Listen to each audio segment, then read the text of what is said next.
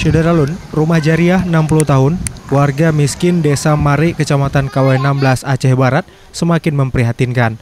Pasalnya rumah janda tua itu berkonstruksi papan yang kini mulai amblas digerus erosi Krung Merbo di desa setempat. Serambi TV Selasa 7 November menyaksikan kondisi rumah papan yang dihuni Jariah itu, bagian dapurnya sudah jatuh ke dasar sungai beberapa bulan lalu. Wanita yang hari-hari sebagai petani miskin di desa itu tidak dapat berbuat banyak dengan kondisi tersebut dan hanya bisa berdoa semoga ke depan dapat tinggal di rumah yang lebih layak huni dibandingkan dengan rumah yang sekarang. Dari Melabuh, Rizwan, Serambi On TV.